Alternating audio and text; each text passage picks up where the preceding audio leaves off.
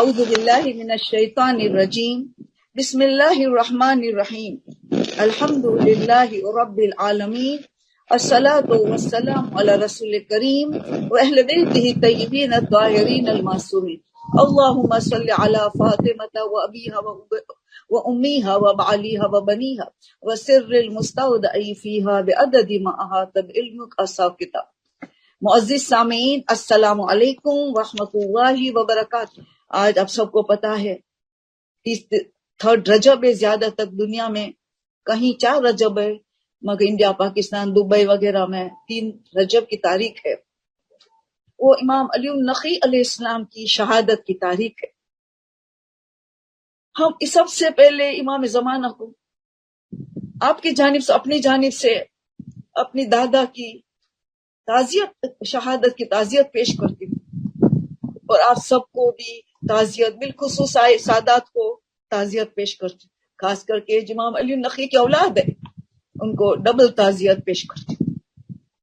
اتنے مظلوم امام ہے، 42 سال انہوں نے زندگی گزاری دنیا میں، آدھی زندگی مدینہ میں گزاری، آدھی زندگی سامرا میں گزاری، مگر انہوں نے 8 سال کی عمر میں امامت کا عہدہ سنبھالا۔ 7-8 سال کمسین، پہلے 9ویں ماہ 3 اماموں کو کمسینے میں امامت کا عہدے کو سنبھالنا پڑا، ایک 9ویں ماہ، 10ویں ماہ، 12ویں ماہ، اور 7-8 سال کی عمر میں امامت کا عہدہ لے کے 42 سال میں شہادت ہوئی۔ 34 سال، تقریباً 34-35 سال امامت کا دور کو سنبھالا ہے، اور اتنے مسائب اٹھائے، اتنے مسائب کہ بیان سے باہر ہے۔ کیوں کہ مولا علی نے پیشن گوئی دی تھی، عاشرہم اکفرہم، 10واں جو بنو عباسی کا خلیفہ ہوگا وہ سب سے بڑا کافر، سب سے بڑا ظالم ہوگا۔ وہ 10ویں امام کے زمانے میں تھا، متوکل 15 سال جو انہوں نے امام کو اذیت دی ہے، جو بیان سے باہر۔ اور مدینہ میں ذرا بہتر زمانہ ملا، تو اتنا امام نے علم کو پھیلایا، لوگوں کو چھٹے امام کا زمانہ یاد آیا۔ جس طریقے سے جعفر صادق کے نعرہ بلند تھا، اس طرح علی النقی کا، الحاد کا آواز بلند ہوئی۔ اتنا علم کو پھیلایا، حد سے زیادہ، اپنے بعد پدر بزرگوار کی امام محمد تقی کی شہادت کے بعد۔ یہ ان کو جو سال 12-13 سال جو مدینہ میں ملا، اتنے شاگردوں کو تیار کر دیا اور دنیا میں جگہ جگہ بھیج دیا، تاکہ لوگ پھر ان علماء کی تقلید کرے، ان علماء کی اطاعت کرے، جس طرح، کیونکہ 10ویں امام نے ان کو تیار کر دیا۔ اور سب سے زیادہ انہوں نے جو زیارت جامعہ کبیرہ کی وضاحت سمجھاتے تھے، کیونکہ یہ وہ زیارت ہے جو امامت اور ولایت کا عقیدے کو مضبوط کرنا چاہتا ہے، محکم کرنا چاہتا ہے۔ تو پھر یہ ایسا عقیدہ ہے، اگر یہ عقیدہ اسٹرونگ ہو اور اس میں اخلاص ہو، تو پھر ان کو کسی چیز کی ضرورت نہیں ہے۔ خود یہ ولایت کا عقیدہ، اخلاص والا عقیدہ، معرفت والا عقیدہ ان کو حفاظت کرتا رہے گا، ہر بلا سے، ہر مصیبت سے ان کو حفاظت کرتا۔ تو زیارت جامعہ کبیرہ نے انہوں نے تعلیم کی ہے۔ ایک مومن آ کے ان سے بیان کیا کہ مجھے اس طرح ایک زیارت اب تعلیم کرو کہ میں ہر امام کی زیارت سلام کروں، تو اس میں تمام اماموں کی تمام کمپلیٹ کامل تعریف ہو، کامل فضیلت ہو، ان کی معرفت کامل ہو، جس میں اس نے یہ دریافت کیا 10ویں امام سے، تو امام نے ان کو کس طرح زیارت جامعہ کبیرہ، اب بھی ہر روز اس کا معنی 2-2 3-3 لائن اسٹڈی کرے، معنی تو معرفت ولایت اور امامت ہو جائے گی۔ تو میری خاص درخواست ہے کہ ہم زیارت جامعہ کبیرہ کو صرف عربک لوگ جانتے ہیں، ان کا مسئلہ نہیں ہے، جو عربک نہیں جانتے ہیں وہ ترجمہ اسٹڈی کرے۔ ایسے بھی شعبان میں تو سخت تاکید ہے کہ شعبان کے ہر جمعہ یہ عبادت کو، زیارت جامعہ کبیرہ کو تو ترک کر ہی نہیں سکتے۔ خود امام زمانہ نے ان کی زیارت کی تعریف کی ہے، خود امام علی نقی کا پوتا نے تعریف کی ہے، کیونکہ علامہ مجلس اول تقی مجلسی وہ نجف میں زیارت جامعہ کبیرہ پڑھتے تھے جب سامرا کے راستے بند تھے۔ مولا علی کے روزے میں زیارت جامعہ کبیرہ پڑھ رہے، حالت مکاشفہ میں گئے اور محسوس کیا امام زمانہ کو اپنے پاس، تو کیا دیکھا؟ امام سامرا میں ہے، امام علی النقی علیہ السلام کے روزے پہ ان کی زری کے پاس زیادتی جامعہ کبیرہ پڑھ رہے، اور مجھے کہا قریب آ جاؤ، قریب آیا، میں نے حالت کے مکاشف، انہوں نے کہا یہ ون آف دا بہترین زیارت ہے، اور امام نے زیارت کی تعریف کی اور مجھے ان کے تفسیر تھوڑی بتائی جو میں یاد رہا، میں نے تھوڑا لکھ لیا۔ علامہ تقی باقر مجلس کا پدر بزرگ، ہر امام خمینی کو دیکھو جتنے عرصے نجف میں تھے، آئین رات کو 9 بجے، اس کا پتا ہے، اس کو ٹائم کا بہت بہت اہمیت جانتے تھے، ٹائم کا بہت پابند تھے۔ آئین رات کو 9 بجے نجف میں حرم امام علی میں پہنچتے تھے اور زیارت جامعہ ڈیلی زیارت جامعہ۔ آپ دیکھو آگا بہجت کو دیکھو، بڑے بڑے علماء زیارت جامعہ کبیرہ ڈیلی پڑھتے تھے۔ تو ہمیں اس کا کبھی کبھار تو پڑھنا چاہے، ہم اگر ہم اہل بیت کو واقعی محبت کرتے، کیونکہ پورے اہل بیت کی فضیلت ہے، پوری ان کی معرفت ہے، ولایت اور امامت کا عہدہ عقیدہ اسٹرانگ بن جائے گا، بہت امپورٹنٹ ہے۔ تو یہ ایک بڑا احسان ہے، ان کا بہت بڑا کنٹریبیوشن ہے امام علی نقی علیہ السلام کا۔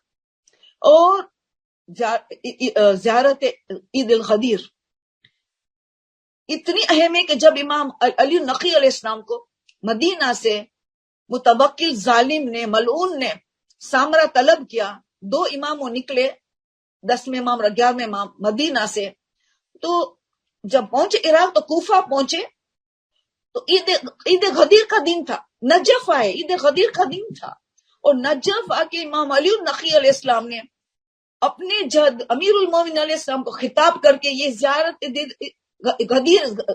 الغدیر زیارت پڑھی۔ اس میں امام علی کی انہوں نے فضیلت بیان کی ہے، امام علی کی 37 ورسز میں امام کو کہہ رہے یہ آیت آپ کے لیے، یہ آیت آپ کے لیے، آپ کی فضیلت میں یہ آیت 37 قرآن کی آیت اس میں موجود ہے۔ ہمارے لیے ذرا طویل زیارت ہے، مگر تھوڑا تھوڑا کر کے اس رجب مہینے میں اسٹڈی کریں گے، مہینہ مولا علی کا مہینہ، امیر المومنین علیہ السلام کا مہینہ ہے، اس مہینے میں الغدیر زیارت کی اسٹڈی نہیں کریں تو کب کریں گے؟ تو پڑھتے ہیں عید غدیر کے دن، مگر اسٹڈی رجب مہینے میں کرنا ہے، تاکہ پھر غدیر کے دن ہم سیدھا عربک میں پڑھ سکیں گے، اس کے معنی سمجھ میں پڑے، کیا امام علی کی کیا فضیلت ہے الغدیر زیارت۔ تو انہوں نے یہ نجف میں عید غدیر کے رک کے یہ زیارت پڑھی تھی سامرا جانے سے پہلے۔ تو پتا چلا کہ ہمیں یہ ان کا کتنا بڑا کنٹریبیوشن ہے۔ 10ویں امام کا بہت زیادہ کنٹریبیوشن۔ 4 اہم روزہ کس نے ہمیں سکھایا؟ 4 اہم روزہ ہم نے کس نے سکھایا کہ 17 ربیع الاول، 25 ذوالقعدہ، 27 رجب، اور 10 الارض 25 ذی القعدہ، 18 ذی الحج، 4 روزے کہ جس کے ہر روزے میں 60 سال کا گناہوں کی معافی ہے، 60 سال گناہ کا کفارہ۔ یہ کس نے سکھایا؟ 10ویں امام نے۔ امام علی علیہ السلام ایک بھی بہت بڑی چیز ہم نے کس نے سکھائی؟ جو آپ نے سنا ایک مومن آیا تھا امام کے پاس، تو امام کا آپ کو پتا ہے کہ اکثر زندگی ان کی نظر کے سامرا میں، نظر کے یا تو قید خانے میں یہی گزری ہے، مگر جب ہاؤس اریسٹ میں جب تھے مولا، گھر کے جب اس کو اریسٹ کیا گیا تھا، تو اس وقت ایک مومن بہت دور دراز سے آیا تھا کہ مجھے کسی بھی صورت میں امام کی زیارت نصیب ہو، مجھے ہاؤس اریسٹ مجھے جانے کے لیے ملے، ان کی زیارت میں کرو۔ اس کا اتفاق ان کا لک اچھا تھا، دربار بہت اچھا تھا، تقیہ کرتا تھا، وہ شیعہ تھا، وہ محب اہل بیت تھا، مگر اس نے تقیہ کے ان کے سے اجازت دی، انہوں نے اجازت دی، جیسے گیا گریا کر ایک دم زار و قطار رونے لگا، کیوں؟ دیکھا قبر تیار کھودی ہوئی ہے اور امام وہاں قرآن کی تلاوت کر رہے، وہ گھبرا گیا کہ امام جا رہے دنیا سے، قبر تیار پڑی۔ امام نے کہا نہیں، تو جو سمجھتا وہ نہیں، ابھی میری زندگی باقی ہے، یہ تو میں نے قبر اس لیے خود کے تیار رکھی ہے کہ ہر وقت مجھے یاد رہے کہ اس کے اندر جانا ہے، کہ میں ان کی کیا تیاری کی، جو لفظ اٹھاؤں تو اس کے اندر جانے میں مجھے کیا کام آنے والے، جو کام کروں تو اس کے اندر جانے والے مجھے کس طرح کام آئے گا۔ یعنی امام نے ہمیں درس دے رہے کہ موت کو ہر وقت یاد رکھے، تاکہ پتا چلے، قبر کو یاد رکھے، قبر ہمیں پکار رہی کہ میں تنہا مقام تو دوست لے کے آنا، یعنی قرآن کا مطالعہ کر کے آنا، یہ تمہارا دوست ہوگا قبر میں۔ امام بتاتے کہ تم موت کی تیاری کرو، قبر کو یاد کرو، قبرستان جاؤ، اسی لیے مصطفیٰ کفن کو تیار رکھو، دیکھو ہر روز کفن کی زیارت کرو، تاکہ پتا چلے کہ بس یہی کے ساتھ آنے والے، سب چھوڑ کے جانا ہے۔ کیا ان کی تیاری کی ہے ہم نے؟ زیادہ تیار کیا ہے؟ اتنا بڑا درس مومن کو ملا، جو ملنے آتا تھا دیکھتا تھا کہ یہ قبر کھودی تیار ہے، اور مولا قرآن کی تلاوت کرتے، اور حتیٰ کہ قبر کے اندر مصلی پڑا تھا، قبر کے اندر بھی جاتے تھے، وہاں بیٹھ کے بھی قرآن پڑھتے تھے، عبادت کرتے تھے، قبر سے باہر نکل کے بھی عبادت کرتے تھے، قرآن کی تلاوت کرتے تھے۔ تو پھر یہ مومن آیا، اس نے کہا جب میں یہاں تک آیا ہوں، کچھ سکر کر کے نام بتاتا ہے، ذرا نام مشکل ہے، سکر بتاتا ہے نام تھا۔ اس نے کہا مولا جب مجھے یہ زیارت آپ کی نصیب ہو گئی تو میں آپ کو ایک سوال پوچھنا چاہوں گا۔ کہا ضرور پوچھئے، کہ آپ کی جد کی حدیث ہے، جو رسول کی حدیث مجھے سمجھ میں نہیں آتا، آپ مجھے سمجھائیے کہ حدیث رسول کی یہ ہے کہ اگر تم دینوں کے ساتھ دینوں کے ساتھ دشمنی کرو گے تو قیامت کے دن دینوں تمہارا سے دشمنی کرے، اگر you'll be enmity to the days of the week، قیامت کے یہ ڈیز تمہارے سے دشمنی کریں گے۔ مولا یہ میں حدیث رسول کی نہیں سمجھ پایا۔ امام نے کہا یہ دین جی بات کر رہا ہے میرے جد، یہ کیا ہم سے منسوب دین کی بات کرتے، یہ 7 دین ہے نا ہم سے منسوب ہے۔ پھر امام نے پوری وہ تعلیم کی، امام کہ یہ باطینی مطلب ہے، یہ دین 7 دین ہے مگر 14 ہے، مگر دین 7 میں سمیٹ کے ہم آ گئے، 7 دن ہمارے لیے منسوب ہے۔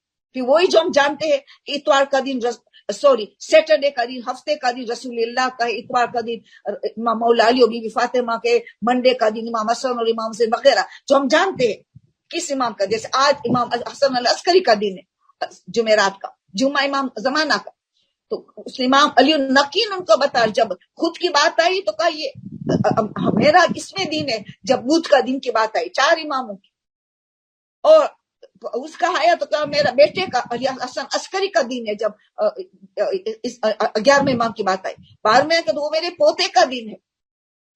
کس نے تعلیم کی؟ پھر اس نے اس سکر کو، اس مومن کو امام نے تعلیم کی، ہر دن کی زیارت، تاکہ تمہارا کنیکشن رہے تمہارے اماموں کے ساتھ، 14 کے ساتھ تمہارا کنیکشن رہے، بہت امپورٹنٹ ہے کنیکشن۔ 10ویں امام کا بڑا احسان ہے ہمارے پر، کیا کیا کنٹریبیوشن کیا، ہر زیارت جو بتائی، امام علی زندہ نے دعا بتائی، ہر دن کی دعا، کس طرح اللہ سے کنیکٹڈ رہے، اماموں سے کنیکٹڈ رہے، اور 10ویں امام نے زیارت کی تعمیل کی، مگر دینوں کی تعمیل تو 10ویں امام نے کی، تاکہ ہمیں پتا چلے آج کس امام کو ہم یاد کریں گے، آج کس امام کو ہم ہدیہ بھیجیں گے، آج کس امام کی زیارت پڑھیں گے۔ تو یہ اتنا بڑا کنٹریبیوشن ہے ہمیں، تو آپ سوچئے کہ دین کا۔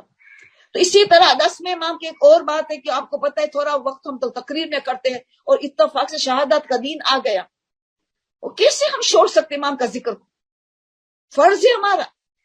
اور ایسے بھی ہمیں چند اماموں کو بہت کم یاد کرتے، اس میں امام علی نقی کو، مظلوم امام کو ہم بہت کم یاد کرتے، جس کا اتنا زیادہ کنٹریبیوشن ہے، اتنی چھوٹی مدت میں کیسے بیان کیا جا سکتا۔ تو تھوڑا بہت ہم کرتے تاکہ اس سے پہلے ہم مسائل کی طرف جائے۔ تو ایک شخص مومن تھا، حسن جس کا نام تھا، وہ امام علی کی زیارت کرنے کے لیے گھر سے نکلا، تو راستے میں کسی سے جھگڑا ہوا اور ان کی انگلی کٹ گئی، اتنا بڑا پرابلم ہوا۔ پھر آگے بڑھا تو پتہ نہیں ان کو دوسری تکلیف پیش آئی، اتنا رش تھا ایک جگہ میں، راستے میں اتنا رش تھا کہ ان کی شرٹ پھٹ گئی۔ تو دل میں سوچا کہ منحوس دن ہے، یہ دن منحوس ہے۔ پھر امام علی نقی علیہ السلام کی زیارت کے لیے پہنچا امام کے پاس، امام تو پتہ علم غیب کا مالک ہے، اللہ نے وہ فضیلت دی ہے، وہ طاقت دی ہے، وہ صلاحیت دی ہے، وہ ساری خوبیاں دی ہے کہ علم الغیب کا، ہماری نیت کو بھی جانتے، ہماری دل کی میں چھپی ہوئی باتوں کو بھی جانتے۔ ماں آج امام زمانہ بھی ہماری ہر حرکت سے، بلکہ آیت اللہ بہجت نے یہ کہا ابھی تم نے جملہ زبان سے نکالا بھی نہیں ہے، امام تک وہ جملہ پہنچ چکا ہے، امام زمانہ تک وہ جملہ پہنچ چکا ہے۔ تو امام نے کہا حسن یہ تو نے کیا کہہ دیا کہ دین منحوس ہے؟ तेरे गुनाह तेरी खता को तूने दीन पे डाला, ये अल्लाह की मखलूक है दीन, तूने इन पे डाल दिया। ये दीनों हमसे मंसूब है, तुमने दीन को मनहूस कर दिया। मौला माफी कर चाहता हूँ, मौला खुदा से भी माफी चाहता और तौबा करता रहूंगा, मौला मुझसे गलती हो। देखिए इंसान के खुद के करतूत को खुद गुनाह करे, रास्ते में झगड़ा किया, टक्कर हो गई, परेशानी आई, तो ब्लेम किसको किया? दीन को किया। हम भी यही करते हैं, हमें कोई परेशानी आती है तो ये फलां ये ना करता तो ये परेशानी ना आता, फलां ये काम टाइम पे करता तो ये तकलीफ ना आती। हमारी गुनाह को हम छोड़ देते, या फलां ने मुझे जादू कर दिया, फलां ने मेरे पे बदनजर लगा, इसमें ही हम पड़े और जाते से आमिल के पास। वो आमिल भी पता नहीं कैसे फ्रॉड करता है। आयतुल्लाह खुई ने इसके जमाने में कहा था, इल्म जफर मेरे पास क्या, कोई किसी के पास नहीं, इल्ला इमाम जमाना। इल्म जफर इमाम मासूम इमाम के पास होता है, जिसमें इल्मुल गैब होता है। मासूम इमाम के सिवाय किसी के सिवाय वो एक्स्ट्रा तकवा की ताकत बुलंद तरीन आगा बेजर वगैरह से, उसमें कुछ बातें उनको समझ में आ जाती, वो एक अलग मसला है जो करामतें होती है। तो वह हम किसको ब्लेम करते? हमने शादी में मिस गैदरिंग की, इतना गुनाह क्या, नजर लगे दुल्हन को दूल्हा को वगैरह, यानी हम ब्लेम करते। कौन करता है ये ब्लेम? किसकी आदत है? शैतान। मैं पता है शैतान ने जब सद्दा नहीं किया तो किसको ब्लेम किया? अल्लाह को। तूने मुझसे आग से बनाया, उनको मट्टी से, और फिर मुझे आग को कहता है कि तू सीधा कर ले। तूने मुझे रजीम बनाया, तेरे वजह से मैं सद्दा का इनकार किया, अल्लाह को ब्लेम किया। और हजरत आदम ने दरख्त के पास गई तो रब्बना ज़लमना अनफुसना, अपने को ब्लेम किया। तो इंसान आदम से सीखे, आदमियत बने। मौला ये बताना चाहता है कि इंसान अपनी गलती को तलाश करिए, प्रॉब्लम क्यों आया, ये तकलीफ क्यों आई, कौन सा गुनाह मुझसे सरजद हुआ, चलो उसकी जल्दी से तौबा कर लो। ये ब्लेसिंग से अल्लाह की तरफ, जिसको चाहता है जल्दी सजा देता है ताकि वो तलाश करे, where M I wrong, what wrong did I do, ताकि अपनी जिंदगी में ग्रोथ हो, ताकि अपनी जिंदगी बेहतर बने। कितना बड़ा सबक दिया ईमान। किसी को ब्लेम मत करो, तकलीफ आए अपने को ब्लेम करो, इस्तगफार करो। यही इमाम सज्जाद ने जोहरी को यही कहा था, अगर कोई बुरा भला कहे तो तलाश कर, शायद वो बुराई हो तेरे में तो इस्लाह कर, अगर भलाई नहीं है, बोहतान है, तो गुनाह की माफी का सामान हो गया। दोनों तरफ से फायदा ही फायदा है। यानी हमारी मासूमीन ने क्या हमने दर्स से अखलाक दिया है, क्या पॉजिटिव थिंकिंग का दर्स दिया है। नेगेटिविटी से बचना कितना जरूरी है, तो कितना वो नेगेटिव बना, सीधा दीन को मनहूस कह दिया। हाँ दीन है, ऐसी चीजें है, कमर दर अकरब है, जैसे कमर यानी चांद, अकरब यानी बिच्छू, स्कॉर्पियन। कमर दर अकरब यानी कमर अकदर अकरब, जब कुछ ऐसे दिनों रात होती है महीने में, 2.5 दिन, 2.5 दिन, 2.25 दिन, ऐसा वक्त आता है हर महीने में कि सितारे जो है, स्टार्स जो है, वो एक अकरब की सूरत शिकल इख्तियार करते, अकरब की, स्कॉर्पियन की, बिच्छू की शिकल इख्तियार करते हैं, और चांद उसके दरमियान से गुजरता है।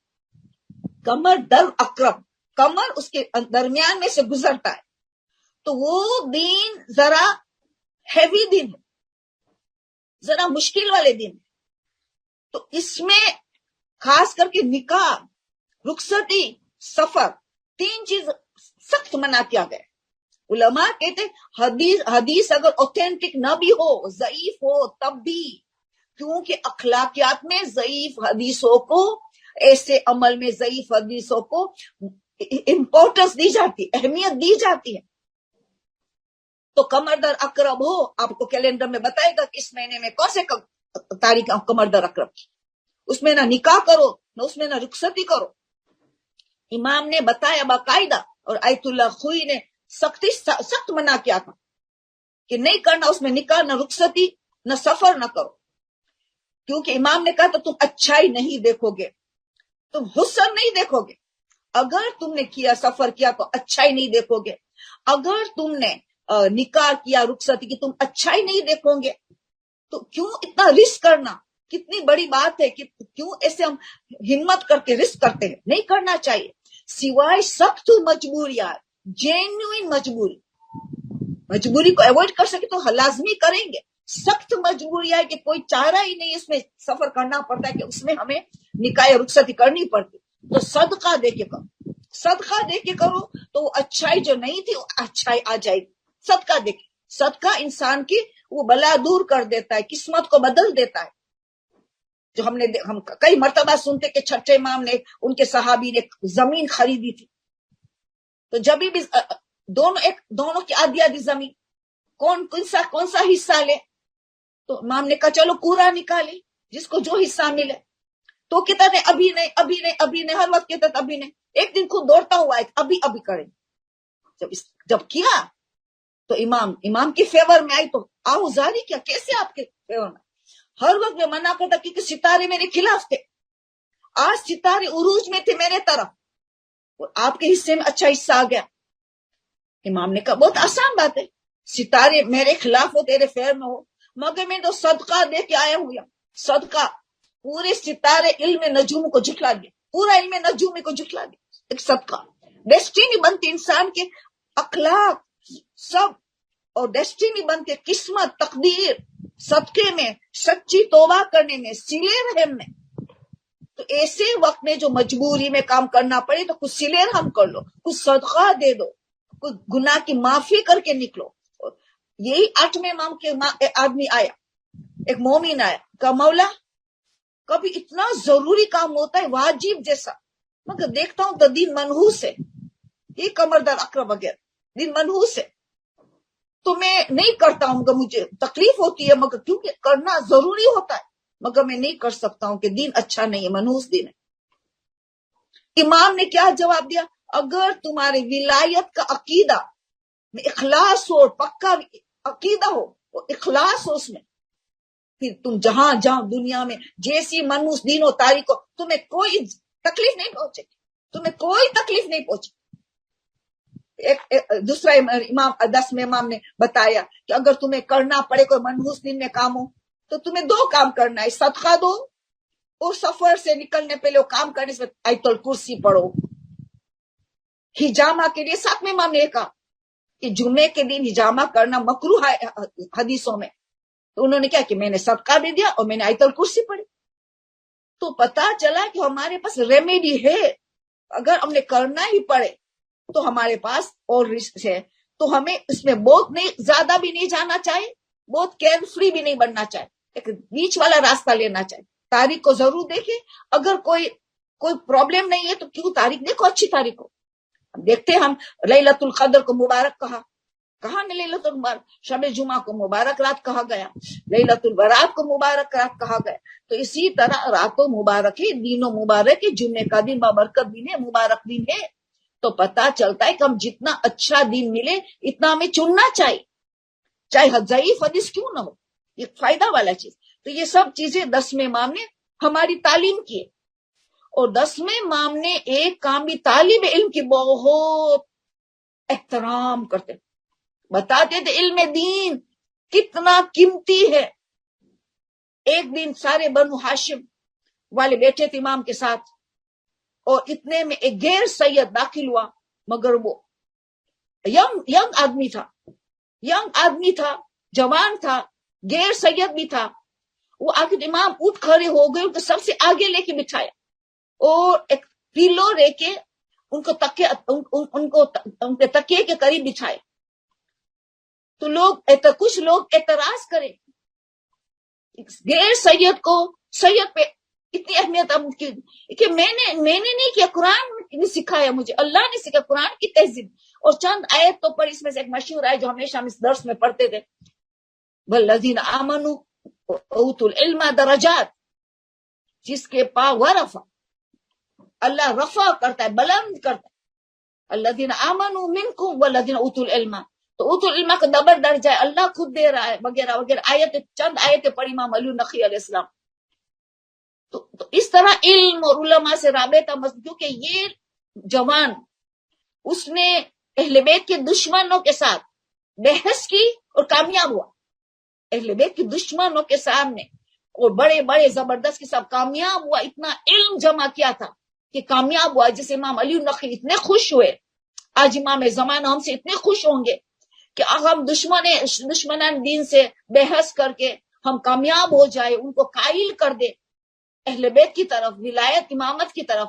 تو آپ سوچے ہمارے امام زمانہ ہم سے کتنے خوش ہو. یہی آیت اللہ وحید خراسانی نے کہا, ایک کو تم نے اگر گناہ سے بچایا, ولایت کی طرف لے کے آئے, بس یہ کافی ہے تمہاری دنیا اور قبر آخرت کی زندگی بنانا. اتنا ثواب, اتنا ثواب کہ گنہگار کو توبہ کی طرف لے جانا. تو 10ویں امام کی بہت باتیں حدیث ہے کہ دنیا جو ایک بازار ہے, بازار میں کوئی کام فائدہ اٹھاتا ہے, کوئی نقصان اٹھاتا ہے. دنیا ایک بازار ہے, جو کوئی فائدہ اٹھاتا ہے, کوئی نقصان اٹھاتا ہے. دنیا کا بھی آخرت کا بھی فائدہ اٹھاتے, نقصان. تو ہمیں بیدار رہنا چاہیے کہ ہم فائدہ اٹھائے. ہم ایک ہی چانس ملتا ہے زندگی کا, ہمیں ایک ہی چانس ملا ہے. کتنی قیمتی زندگی ہے, ان کو ہم کیسے گزارے, کتنا تاکید ہم زندگی ٹائم کو گزارنا. ٹائم کی اہمیت. ایک سوال آیا ہے تو میں یہاں ڈالتی ہوں میں کوشش کرتی ہوں کہ کوئی سوال آئے تو تقریر میں ڈال. تو ابھی یہ یہاں میں سوال کسی نے پوچھا ہے کہ ہمیں وقت میں برکت چاہیے تو کیا پڑھے, کیا کرے. سب سے پہلے منظم زندگی ہو, ٹائم ٹیبل والی زندگی. آج رات کو 9 بجے سوئے, کل 10 بجے سو گئے, کل 11 بجے, کل 12 بجے, کل 2 بجے. یعنی آپ دیکھیے کہ کوئی ٹائم ٹیبل نہیں ہے, مرضی کے مطابق. آج ناشتہ صبح 8 بجے کیا, تو کل 7 بجے کیا, پرسوں 9 بجے کیا. کوئی ٹائم ٹیبل نے کھانے پینے, اٹھنے بیٹھنے کا, مطالعہ کرنے کا, اسٹڈی کرنے کا کوئی ٹائم ٹیبل نہیں. ان کی زندگی بیکار جاتی, کچھ حاصل نہیں کریں. آپ دیکھیں گے ان لوگوں کو ٹائم کیسے گزر گیا پتہ نہیں چلے. آپس میں گھومنا پھرنا, باتیں, اول وقت نماز جا رہا ہے. تو آپ سوچئے کہ پہلی ذمہ داری ہے کہ وقت کی ایک ٹائم ٹیبل ہو. کتنے بجے رات کو سونا ہے, کتنے بجے اٹھنا ہے. ہمارے مراجع نے حدیث کی روشنی میں بتا لیا کہ 10 آخری ٹائم, 10 سے دیر نہیں سونا چاہیے. سب سے بیسٹ ٹائم 8:30 10 کے درمیان, آخری ٹائم 10, اس سے لیٹ نہیں. سوائے کبھی ہم نے ولادت شہادت تو الگ مسئلہ ہے, کبھی کبھار 10 سے زیادہ لیٹ نہیں ہونا چاہیے. جلدی اٹھنا چاہیے, جلدی اٹھنا چاہیے کہ ہم صبح نماز تہجد تک اٹھ جائے, چاہے مطالعہ کرنا ہو, شب پڑھنا ہو, استغفار کرنا ہو, اٹھ جائے. پھر دیکھو زندگی کیسے گزر. کم سے کم فجر سے پہلے تو لا محالہ اٹھنا ہی ہے, چاہے نماز کا موڈ نہیں, خالی وضو کر کے بیٹھ جاؤ تسبیح لے کے. مگر فجر سے پہلے جو اٹھتا ہے 5-10 منٹ, تب بھی آپ دیکھیں گے ٹائم میں برکت. یہ سوال آیت اللہ خمینی کو پوچھا گیا, آیت اللہ خوئی کو پوچھا گیا کہ تمہارے ٹائم اتنی برکت کیسے, 24 گھنٹہ تمہارے پاس, 24 گھنٹہ ہمارے پاس. تم نے کتنی کتابیں لکھی, تم مرجع تقلید بنے, تم نے فیملی کو ٹائم دیا, تم نے پبلک کو دیا, تو لوگوں کی مشکل حل کی, تم نے کیا کیا کیا, اتنے مسائل اٹھائے, تم نے کیسے کیا. کہ بس رات کو جلدی سونا, صبح کو جلدی اٹھنا. صبح کو فرمایا آیت اللہ خوئی نے 1 گھنٹہ فجر سے پہلے اٹھ کے مطالعہ کرنا, دن میں 6 گھنٹہ کرنا اس کے برابر ہے. دن میں 6 گھنٹہ اسٹڈی کرنا, اس وقت 1 گھنٹہ اسٹڈی کرنا برابر ہے. ہاں, 1 گھنٹہ کا 6 گھنٹہ. تو early to bed and early to rise makes a man healthy wealthy and wise. ہر بچہ یہ جانتا ہے. تندرستی, صحت بھی اس میں ہے, مال میں برکت, رزق میں برکت, عقل میں برکت, ہر چیز میں برکت. اس میں دار و مدار ہے کہ ہمارا ٹائم ٹیبل کیسے گزر رہا ہے. جلدی سو, جلدی اٹھ جاؤ. اور ٹائم میں اتنی برکت ہے, اس وقت ٹائم میں اتنی برکت ہے کہ آپ خود عقل حیران ہو جائے گی کہ اتنے سارے کام ہو گیا. گھڑی کو دیکھ ارے ایسا لگتا ہے کہ گھڑی رکی ہوئی ہے, لٹرلی لگے گا کہ اب گھڑی رکی ہوئی ہے. علماء کا تجربہ آپ کو بتاتی ہوں. تو پھر پتہ یہ چلا, اب یہ تو ٹائم ٹیبل پہلے. اور دوسری اہم ترین چیز تسبیح زہرا. تسبیح زہرا جو شہزادی چکی چلا رہی ہے, 400 اہل صوفہ کے لیے روٹیاں پکا رہی ہے, گرداری کر رہی, شورداری کر رہی, ذوالفقار کی لہو لہان کی صفائی کر رہی ہے, کپڑے دھو رہی ہے. اتنے سارے کام انجام دے رہی ہے، تھکن بھی، ہاتھ بھی زخمی ہو جاتے تھے، تازہ خون بہتا تھا. تب جا کے مولا علی نے کہا ابھی ہم کنیز مانگے، تو رسول اللہ نے تسبیح زہرا دی. تو پتا چلا کہ دنیا کی زحمت کو بھی ٹائم میں بھی برکت، ٹائم میں برکت اور دنیا کی زحمت میں کمی آ جاتی ہے. اس میں ٹائم میں برکت آگے، وہی کام شہزادی تسبیح زہرا کر کے اتنا ٹائم آسانی سے کر لیتی تھی پہلے کے مقابلے. تو ٹائم میں برکت، مصیبت میں کمی ہو جاتی ہے، زحمت میں کمی آ جاتی ہے. مگر کب علماء بتاتے، صبح سویرے پہلا کام جب تم نے اٹھا فجر کی نماز کے لیے، تہجد کے لیے، جب اٹھے تم اٹھا واش روم میں جائیں گے، وضو کیا، پہلا کام روح قبلہ بیٹھ کے تسبیح زہرا. زندگی کی اصلاح ہے، زندگی ڈیلی. اب آج کا دن آپ دیکھیں گے کیسا جا رہا ہے. اصلاح ہے دین کی، ٹائم میں برکت، زندگی میں برکت، صحت میں برکت، عقل میں برکت، حکمت میں برکت، ہر چیز میں برکت ہی برکت. ارلی مارننگ اصلاح زندگی چاہیے، اصلاح زندگی. ارلی مارننگ پہلے کچھ نہ کرے، وضو کر کے روبہ قبلہ بیٹھ کے تسبیح زہرا، نیت میں ہو کہ میری اصلاح، ٹائم میں برکت وغیرہ مجھے چاہیے، ہر چیز میں برکت چاہیے. پہلی تو ٹائم میں برکت ہوتا، سب کچھ زیادہ عبادت کر سکیں گے، زیادہ خدمت کر سکیں گے، دین کی، لوگوں کی خدمت خلق کر سکیں گے وغیرہ. تو اب یہاں یہ چیز سب سے پہلے بہت اہم ترین، ٹائم کا ٹائم ٹیبل بنانے کے بعد دوسرے نمبر پہ ارلی صبح جلدی اٹھنا وغیرہ، تسبیح کرنا. پھر تیسری چیز جو ہے سلام کرنا معصومین کو، ایک ایک جملے، ہر ایک کا سلام کا جواب واجب ہے، آتا ہے جواب، وعلیکم السلام، وعلیکم السلام، جواب آتا ہے. السلام علیکم یا رسول اللہ، السلام کے حبیب اللہ، السلام علیکم یا مولا امیر المومنین ابی علی بن ابی طالب، السلام علیکم یا شہزادی فاطمہ زہرا سیدنا نساء العالمین، السلام علیکم حسن مجتبی، السلام ابا عبداللہ حسین سید الشہداء. ایک ایک اتنا چھوٹا چھوٹا جملے میں 14 معصومین کو سلام کرو. اگر نہ کر سکو تو 12 امام کو تو ضرور، یہ تو کرتے ہوں گے لوگ، مگر جو نہیں کرتے ان کے لیے، اس میں سے مجمع میں سے سننے والے میں سے کئی لوگ تو کرتے ہوں گے مگر کبھی کبھار نہیں. دیکھو اسلام نے ایک چیز بہت تاکید کی، دوام، کنٹینیوٹی، استقامت. یہ اتنا امپورٹنٹ ہے، اتنی امپورٹنٹ ہے کہ تھوڑا عمل کرو مگر کنٹینیوٹی ہو، دوام ہو، کنٹینیوس ہو، ایوری ڈے ہو. چھوٹا وہ زیادہ فوائد دیں گا، اس کے بعد بڑے بڑے عمل کبھی کبھار کیا، بڑے بڑے عمل کبھی کبھار کیا نہیں. ایک تسبیح زہرا مگر ڈیلی ڈیلی وداؤٹ فیل، آپ دیکھنا پھر آپ کو فوائد کیسے حاصل. سلام کریں ایک ایک جملے میں مگر دیکھنا کیا فوائد حاصل ہوتا ہے. اور پھر کوشش کریں کہ ہر کام بسم اللہ الرحمن الرحیم سے کریں. اگر پورا بسم اللہ الرحمن، تو بسم اللہ سے کم اللہ کے نام سے شروع کریں. ہر کام کوشش کر، واش روم میں گئے تو بسم اللہ، نکلے باہر تو بسم اللہ، گاڑی میں بیٹھے تو بسم اللہ، بستر پہ بیٹھے تو بسم اللہ، بستر سے اٹھے تو بسم اللہ. کوشش کریں اس بسم اللہ کو زیادہ سے زیادہ یوز کریں. آپ ٹائم میں برکت دیکھیں گے، عجیب زندگی برکت بن جائے. اتنے زیادہ کام کر سکو گے، آپ حیران ہو جائیں گے کہ وہی 24 گھنٹے میں کیسے کرتے تھے علماء. تو پھر یہ چند چیزیں، اور آپ کے پاس اور بھی کوئی نسخے ہوئیں گے تو آپ اس کو بھی جاری رکھو. میرے پاس یہ چند نسخے تھے کیونکہ سوال پوچھا تھا ٹائم ٹیبل، اور کیونکہ آپ امام علی نقی علیہ السلام کی شہادت ہے آج، انہوں نے بھی ٹائم کی بہت قیمت بتائی ہے، بس دین کی قیمت بتائی کہ دین کتنا قیمتی چیز ہے، اس کی قیمت جانو، اس کو منوس نہ سمجھو، اس میں جتنا ہم زیادہ بیسٹ اعمال کر سکے، زیارت جامعہ کبیرہ، زیارت الغدیر، یہ سب کہ ہم نے اسٹڈی کرنے کا ٹائم ملے گا. تو یہ تھوڑی سی باتیں پر پتا ہے کہ امام نے اتنا مشکل اٹھائے امام نے، مگر امام نے یہ سبق بھی دے دیا کہ عزت اور ذلت اللہ کے ہاتھ. وہی 8ویں امام کے زمانے میں ہوا تو وہی 10ویں امام کے زمانے کہ متوکل نے جب دربار میں بلایا تو کوئی اس کو پردہ مت ہٹانا، خود داخل ہوگا.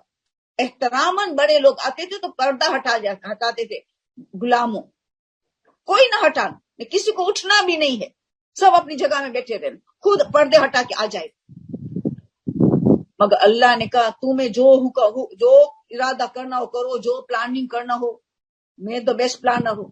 امام کی تو آپ کی تو حکومت لوگوں پہ چلتی ہے، غلاموں پہ چلتی ہے. ये इमाम है जिसकी हुकूमत हवाओं पे, समंदरों पे, चांदों सूरज पे, पहाड़ों, हर चीज पे हुक्म चलता है। अभी तो इमाम पर्दे के करीब आए, दोनों पर्दे खुद हट गए, इमाम दाखिल सब उठ खड़े हो गए ताजिम के। देखा उनका प्लानिंग देखो। इमाम ने सिखाया कभी इज्जत बंदों से मत मांगो, इज्जत है अल्लाह की फर्मा बरदारी। तुम इज्जत चाहिए तो अल्लाह की फर्मा बरदार बन दो। वो खुशामती होती है, किसी के माल है तो लोग आगे पीछे होते, उनको कुछ चाहिए, या खुशामती होती है, उनको कुछ चाहिए। किसी की शोहरत है, लोग बहुत गेस्ट ऑफ ऑनर बना देते हैं, ये खुशामती होती है। ये हकीकत में इज्जत है, हम गलत फहमी में हम उसको इज्जत समझते हैं।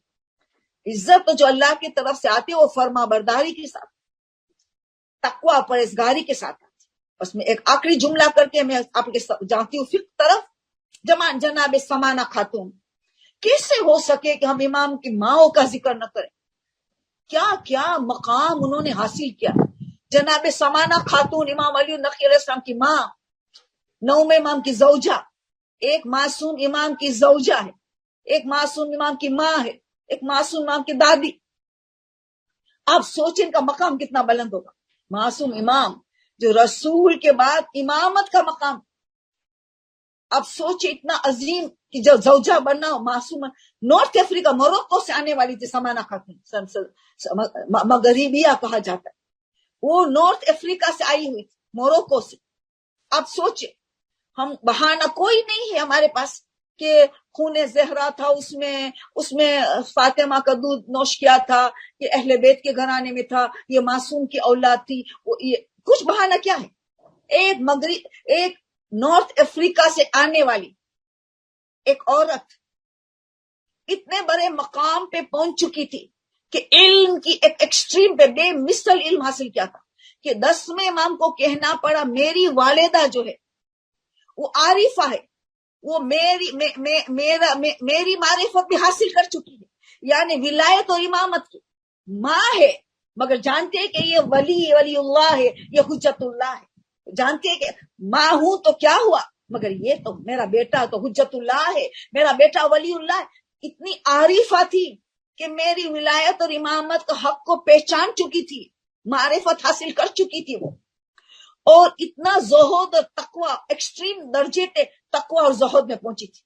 तकवा और पूरा साल रोजे में रहती थी, पूरा साल, सिवाय कि जिस दिन रोजा हराम है या रोजा मकरू है, वो हराम और मकरू रोजा छोड़ के पूरा साल रोजे में रहती थी, रोजा रखती थी।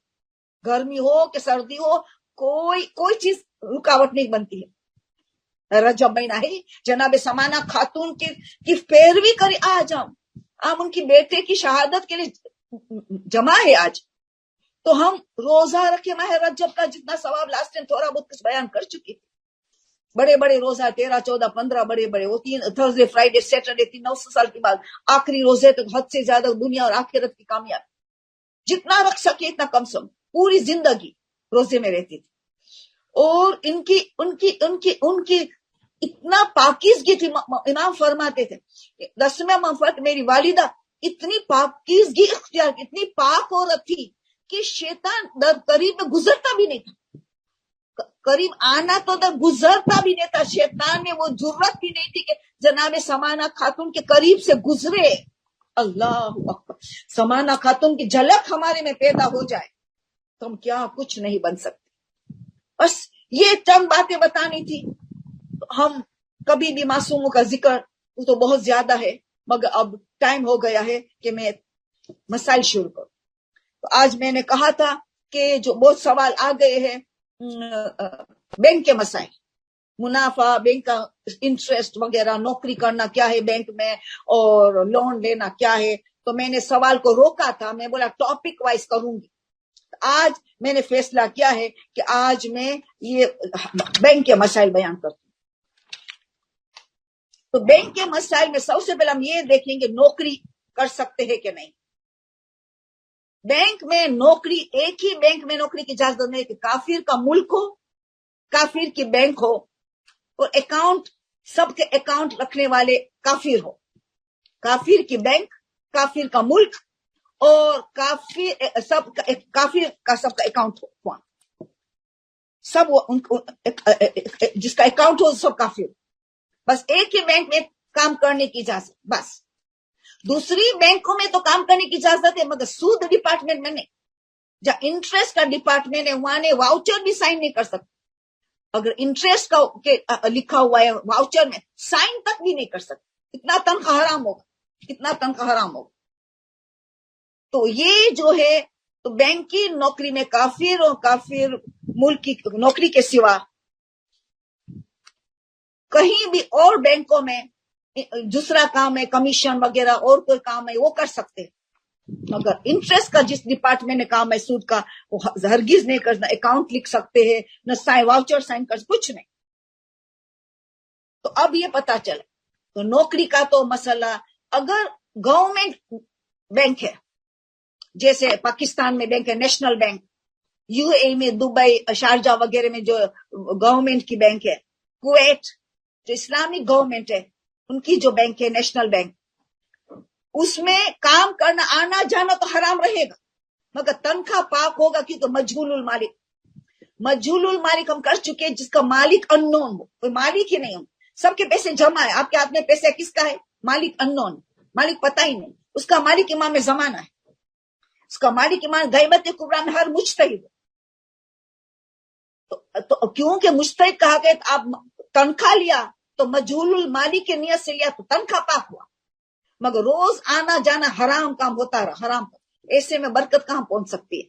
अगर तनख्वाह हलाल भी हो मजहूलुल मालिक की नियत से, इमाम का माल है, मैं इमाम का माल ले रहा हूं, ले रही हूं, मैं वो नहीं ले रही, मेरी तनख्वाह नहीं ले रही, मैं इमाम का माल ले रही, तो माल तो हलाल हो गया। अगर रोज आना जाना हराम हो, क्या वो माल में बरकत हो सकती है? ये इंसान खुद सोचे। और प्राइवेट मुसलमान बैंक में तो नौकरी कर ही नहीं सकते, हराम। जो प्राइवेट मुसलमान इंडिविजुअल प्राइवेट, उसकी तो नौकरी कर ही नहीं सकते। सॉरी वन मिनट है, उसमें तो नौकरी कर ही नहीं सकते।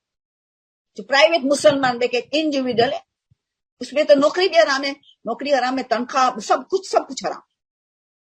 तो 3 किस्म की बैंक की बात आई, काफिर की बैंक, गवर्नमेंट की बैंक जो इस्लामिक गवर्नमेंट है, और तीसरा जो प्राइवेट बैंक है। नौकरी की बात तो माइनस हो गई, खत्म। अब दूसरा पॉइंट आया कि हम लोन ले सकते हैं। बैंक से लोन लेना काफिर बैंक से फुल्ली अलाउड, प्राइवेट मुसलमान से बिल्कुल नॉट अलाउड। वापस रिपीट करेंगे, काफिर बैंक है उसे लोन लेने की पूरी इजाजत। क्या हमें नियत क्या होगी? लोन की नियत नहीं, लोन की आयतुल्लाह सिस्तानी ने मना किया। नियत होगी कि मैं काफिर का माल ले रहा हूं, खुशी से दे रहा है, मैं काफिर का माल है, लोन है, मैं खुशी से दे रहा है तो मैं ले रहा हूं। तो लोन की नियत नहीं होगी, काफिर का माल की नियत होगी।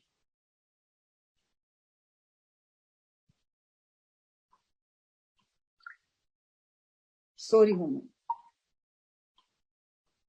तो काफिर का माल की नियत से ले सकते, मगर कि मुझे खुशी से दे रहा है, मैंने चोरी नहीं किया, खुशी से मुझे दे रहा है, तो काफिर का माल में ले रहा है। फिर मसला आएगा कि देना पड़ेगा इंटरेस्ट, तो क्या करेंगे? इंटरेस्ट तो देना पड़ेगा। तो नियत में हो ही नहीं उस वक्त मुझे इंटरेस्ट देना पड़ेगा, बिल्कुल नहीं, दिमाग में नहीं, पता है सबकॉन्शियसली भले नियत हो कि मैं काफिर का माल खुशी से मुझे दे रहा है, मैं ले रही हूं। जब इंटरेस्ट देने के इजाफी रकम देने की बात आए तो कि मेरी मजबूरी है इजाफी रकम देने, मेरी मजबूरी है, वरना मेरी इज्जत और मेरी इज्जत का सवाल है कि अगर मैं न दूं तो हंगामा हो जाएगा, मेरी इज्जत का सवाल है, तो मुझे देना तो पड़ेगा। तो मजबूरी पे गमगीनी हालत में दे के मेरी मजबूरी में मैं दे रहा हूं, नहीं दूंगा तो मेरी इज्जत का सवाल है, मेरी इज्जत और आबरू का सवाल है। और इज्जत और आबरू बचाने के लिए पैसे जो खर्च होते हैं वो हलाल है। इज्जत और आबरू बचाने के लिए जो पैसे इस्तेमाल होते हैं वो हलाल इस्तेमाल। तो ये नियत करे कि मेरी इज्जत और आबरू बचाने के लिए मैं दे रहे मजबूर हूं। काम आगे तो बढ़ाना ही है, इंसान को तरक्की तो माली तरक्की तो करनी है। तो फिर ये इस्लाम ने एक रास्ता दिखाया, नियतों के जरिए एक रास्ता दिखाया, इस नियतों के जरिए तुम चीजों को हलाल कर सकते हो। तो काफिर का माल ले रहे हैं اور دینے میں میری مجبوری ہے, نہیں تو میری عزت اور ابرو کا سوال ہے جو اضافی رقم دینی پڑے. تو کافر کے بینک سے لون اجازت, مسلمان بینک سے نہیں لیں گے کیونکہ اس کو اضافی نہیں دے سکتے, مسلمان ہے, ان کو اضافی رقم نہیں دے. جو لون لیا وہ تو حلال ہے, مسلمان ہمیں خوشی سے دے رہا ہے, وہ لون کی رقم ہے وہ حلال ہے, وہ جائز, مگر جو اضافی رقم دیں گے وہ حرام ہے, اس لیے لون نہیں لے سکتے, اس لیے لون نہیں لے سکتے اس سے, وہ حرام ہوگا. اس میں حرام نہیں ہوتا ہے, کافر کو دینے میں حرام نہیں ہوتا ہے کہ ہمیں عزت اور آبرو کی نیت کرنے کی اجازت, کہ کوئی اور بھی نیت کی مجبوری کوئی نیت کر سکتے, مگر اس میں تو کوئی کچھ راستہ کھلا نہیں. تو مسلمان پرائیویٹ بینک سے نہیں لے سکتے لون, تو کیونکہ واپس آپ کو دینا پڑے گا, وہ مسئلہ ہے, وہ بہت بڑا ٹینشن ہے, حرام کام ہوگا. آج تک ہو گیا تو راستہ توبہ کا کھلا ہے. قبر میں جانے سے پہلے مسئلہ پتا چلے تو فائدہ یہ کہ انسان توبہ کا راستہ کو آئندہ نہ کرے, ایسا غلط کام توبہ کر. اور تیسرا بھی گورنمنٹ کی بینک, اس سے لون لینا کیسا ہے؟ مجہول المالک, مجہول المالک کی نیت سے لے سکتے ہیں. امام کا مال میں لے, لون کی نیت نہیں. دیکھو نیت مت دے, ہر ایک میں نیت کرنی پڑتی. میں لون نہیں, مجھے امام کا مال ہے, وہ امام کا مال لے رہے ہیں لون, مگر پھر مجبوری میں اضافی رقم کے لیے وہی نیت جو کافر کی بینک کا لون لیا, مجبوراً عزت اور آبرو کی میرے سوال ہے, تو اسی لیے مجھے دینا مجبوری ہوں. میں غم کی نہیں کہ سمے دے رہا ہوں, وہ مجبوری. تو یہ دونوں کی سیم ہوگا. اس میں بھی حکومت کی بینک میں مجہول المالک, جس کا مالک کوئی نہیں, اس کا مالک امام زمانہ ہے, ہمارا مرجع اجازت دیتا ہے, اسی لیے میرا استثناء اجازت دیتا ہے, تو نائب امام اس کا مالک اس وقت, تو میں لے رہی امام کا مال, میرا امام ایک نائب اجازت دیتا ہے, مگر دینے میں وہی مجبوری, عزت کا سوال ہے, میں نہیں دوں گی تو بہت بڑا پرابلم ہوا, وہ بہت بڑا نقصان ہوگا وغیرہ وغیرہ. تو اس نیت سے آپ دے سکتے ہو. تو یہ ہو گئے. اب تو دو بات ہو گئی, لون کی, نوکری کی. اب جو مین سوال جو آیا ہے کہ کیا ہم انٹرسٹ لے سکتے ہیں, تو کیسے لیں, کیا کرنا ہوگا ہم نے انٹرسٹ لینے سے. اگین کافر کی بینک میں ہم نے پیسے رکھا تو نیتوں کی حفاظت, بہت تاکید کیا آیت اللہ سستانی نے, حفاظت سے رکھا.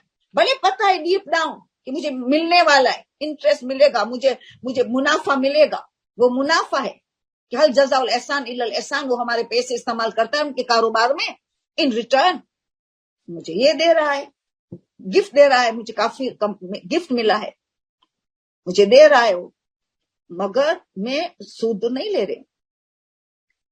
کافی خوشی سے مجھے دے رہا ہے, میں لے رہی ہوں جو انٹرسٹ ہے. اس میں صدقہ بھی نہیں ہے, کافر دے تو اس میں صدقہ بھی نہیں ہے, پورا پورا ہمارا پاک, پورا پورا ہمارا مال ہے. ہاں وہ خمس کی تاریخ میں الگ ہے, بچت تو دیں گے, وہ تو خمس کا مسئلہ ہے, مگر صدقہ نہیں ہے. کافر سے ہم نے منافع ملا, بینک میں ہم نے پیسے رکھا حفاظت کی نیت سے, پھر جو منافع ملا پورے پورا ہمارا ہے, کوئی صدقہ ذمہ داری کچھ نہیں, سوائے کہ بچت میں جب خمس کی بات ہے وہ الگ ہے, خود کو صدقہ دینے مرضی تو الگ ہے, مگر کوئی ذمہ داری نہیں. اسی طرح مسلمان بینک میں ہم حفاظت سے رکھا, مسلمان بینک پرائیویٹ مسلمان بینک, ہماری نیت حفاظت سے, وہ ہمارا مال یوز کر رہا ہے, ہم نے گفٹ دے رہا تو ہم لیتے, وہ بھی پاک ہے. پرائیویٹ مسلمان بینک سے ہم نے اپنی دیکھا لون نہیں لے سکتے کیونکہ اضافی رقم ہم نہیں دے سکتے, وہ اضافی رقم دیتا ہے, تو حل جزاء الاحسان الا الاحسان, ہمارا پیسے استعمال کرتا ہے, ایک تحفہ دے رہے, گفٹ دے رہا ہے, خوشی سے دے رہا ہے, تو میں لے رہی. نیت ہوگی میں نے مال تو حفاظت کے لیے رکھا تھا, وہ بھی پاک ہے. صدقہ کچھ ضروری نہیں ہے, آپ کو خود کو دینے مرضی, مگر صدقہ نہیں کچھ نہیں, ساری رقم مسلمان پرائیویٹ بینک سے پاک ہے, ہمارا ہے. دو قسم کی بینک ہوتی, مزید دو قسم کی بینک ہے, 4 قسم کی بینکس ہوتی ہے دنیا میں, ایک کافر کی بینک, ایک پرائیویٹ مسلمان کی, ایک گورنمنٹ کی, ایک سیمی گورنمنٹ. اب آخری 2 بچی ہے, گورنمنٹ کی بینک اور سیمی گورنمنٹ. پاکستان کی مثال ہے, یا یو اے ای, کویت, ایسے ملک کا بینک میں نیشنل بینک ہے.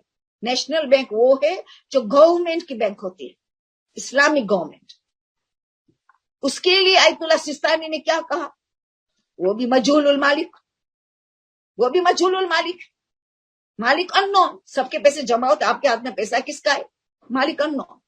تو یہ مالک کیونکہ اننون ہے, تو تم لے سکتے ہو. ہم لے تو سکتے ہیں مگر مسئلہ ہو جائے گا.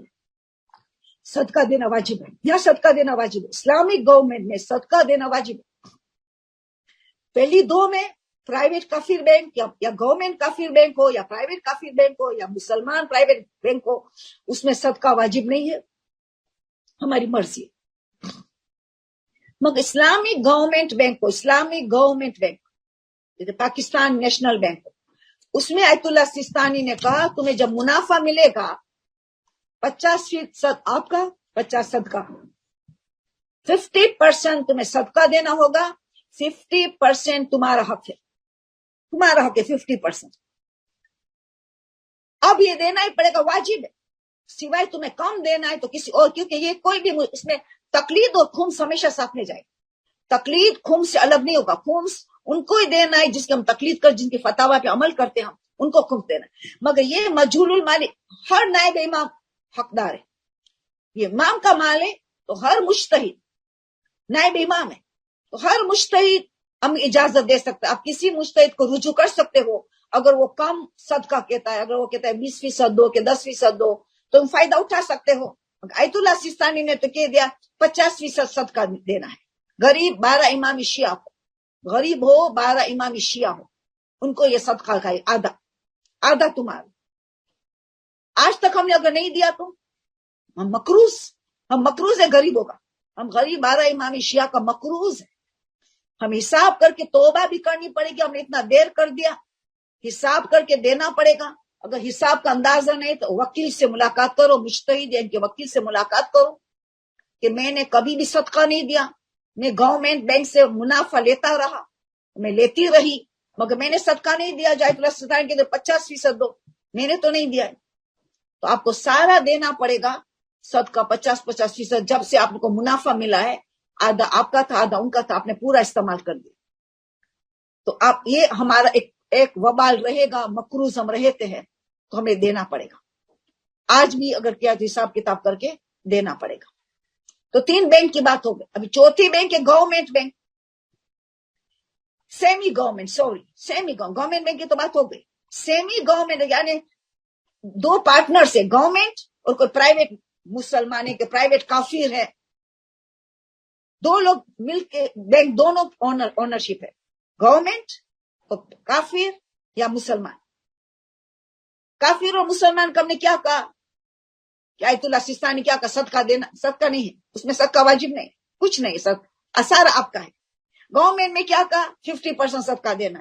اب یہ سیمی گورنمنٹ ہے تو 25% ہوا کہ 25% تو میں معاف ہے کیونکہ وہ سیمی گورنمنٹ ہے، یا مسلمان ہے آدھے میں یا تو کافر ہے، ان میں تو صدقہ نہیں ہے، تو 25% ہمارا مائنس ہو گیا.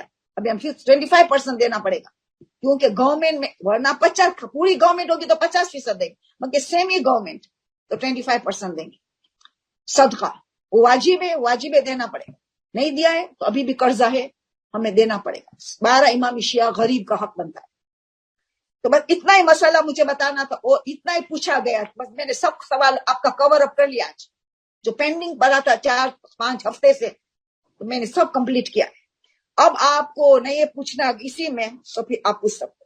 اب آپ کے سوالات پہ ہم جائیں گے. آپ کے سوالات، پہلا سوال یہ ہے کہ مسلمان کام والی میرے گھر میں کام کرتی ہے، ایک مسلمان کام والی میرے گھر میں کام کرتی ہے اور وہ میرے گھر سے ہندو کے گھر پہ جا کے پھر اپنے گھر چلے جاتے.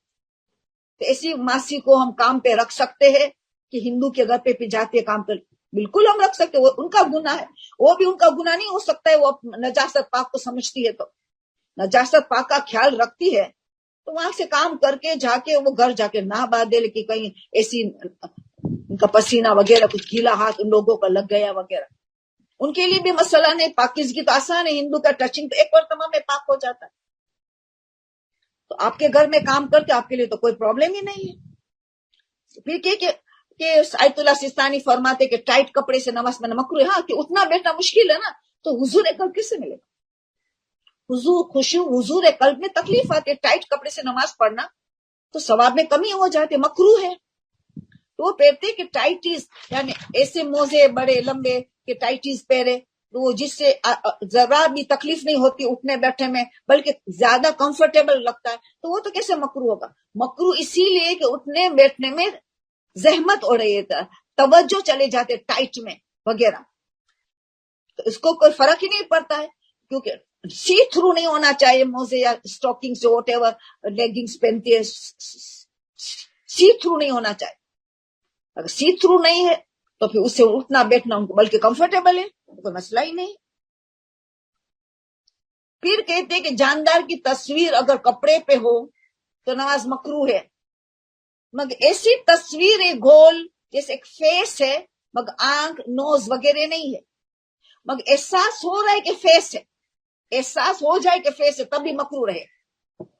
خالی بول سے کہ جیسے کہ بول ہے تو وہ الگ ہے، وہ مکروہ نہیں ہوگا، مگر باقاعدہ ایسے سرکل جو بتاتے ہیں کہ آنکھ نہیں ہے ناک نہیں ہے مگر احساس ہو رہا ہے کہ فیس ہے چہرہ ہے تو مکروہ رہے گا، تو احساس ہو تو مکروہ رہے گا، تو نماز مکروہ رہے گی۔ ظہر عصر کی نماز الگ الگ پڑھنے میں زیادہ ثواب ہے کہ ایک ساتھ پڑھنے میں زیادہ ثواب؟ یہ سارے سوالات پہلے آ گیا مگر کوئی بات نہیں، ہماری ذمہ داری ہے، ان کے سوال دوبارہ آئے گے، 4 مرتبہ آئے گا تب بھی میں جواب دیتی رہوں گی انشاءاللہ، کیونکہ لوگ ہر درس میں نہیں آتے، کچھ لوگ ریکارڈنگ بھی نہیں سنتے ہیں تو وہی سوال پوچھتے رہتے ہیں، ان کے نزدیک نہیں آئے۔ آیت اللہ خوئی کے نزدیک ظہر عصر کی نماز ایک ساتھ پڑھنا زیادہ ثواب ہے، آیت اللہ سستانی کے نزدیک الگ الگ پڑھنے میں زیادہ ثواب ہے۔ غیبت کبریٰ میں ہمیشہ آدھا رہا، آدھا مراجع غیبت کبریٰ میں ہمیشہ یہ کہتے رہے کہ دونوں ساتھ میں پڑھنا زیادہ ثواب ہے، اور آدھا کہتے رہے کہ الگ الگ پڑھنے میں ثواب۔ آیت اللہ خمینی، آیت اللہ سستانی الگ الگ پڑھنے میں زیادہ ثواب ہے۔ ایسے اللہ خوئی جیسے بھی کچھ کیسے مراجع پر گزر گئے ہیں وہ کہتے تھے ایک ساتھ پڑھنے، تاکہ ان لوگوں نے کنسنٹریشن کو خیال کیا ہوگا کہ کنسنٹریشن ایک وقت اچھا ڈھونڈا دونوں نماز پڑھ نے، شاید ان لوگوں نے شاید میں کہتے الگ الگ اللہ کو یاد کرنے میں 5 مرتبہ الگ الگ یاد کیا زیادہ گناہ سے بچنے، کیونکہ نماز کا کام ہے، ان صلاۃ تنہی عن الفحشاء والمنکر، نماز بے برائیوں بے حیائی سے روکنے کا کام، اس کا مین کام تو یہ ہے۔ یا معراج المومنین ہے، گروتھ دیتی ترقی کرتے قربت الہی کی طرف جاتے، تو سارا دار و مدار نماز میں ہے، تو جو مرجع کے ساتھ میں پڑھنا تو ان کی مستحب بات فالو کریں گے تو ہمیں نماز زیادہ فائدہ دیں گی۔ جو کہتے ہیں مستحب الگ الگ پڑھنے میں، ٹائم تو شروع ہو جاتا ہے، ظہر کی اذان آئی وہاں سے ظہر کا ٹائم جو فوراً 4 رکعت بعد اثر کا ٹائم تو شروع ہو گئے، مگر فضیلت پوچھتی ہے ثواب کس میں زیادہ ہے، فضیلت کا سوال ہے، تو فضیلت آیت اللہ سستانی کے نزدیک اس میں ہے۔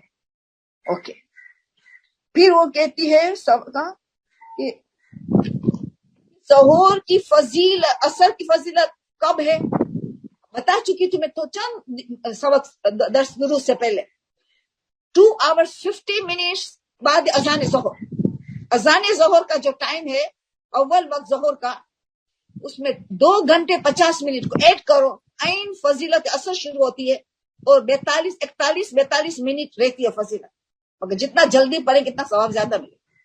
تو الگ جو پڑھتے ہیں تو ظہر کی اذان کا جو ٹائم ہے اول وقت کا 2 hours 50 minutes کے ایڈ کر دو، اثر کا ٹائم ہوگا کہ ہم سنی کے اذان پہ ڈیپینڈ نہیں کرتے، حنفی مالکی حنبلی شافی ان لوگوں سب کے الگ الگ نظریہ ٹائم، آپ دیکھیں کہ ہر اذان الگ الگ ٹائم میں آتی، کیوں کہ حنفی مالکی 4 فرقے اس اہل سنت میں، تو ان میں تھوڑا تھوڑا سب میں فرق ہے، ان کے نظریہ میں ان کے علماء میں، تو اسی لیے آپ ہی ہمیں خود فیصلہ کرنا پڑے گا، ظہر کا ٹائم پلس 2 hours 50 minutes تو ہمیں عین اثر کی فضیلت میں۔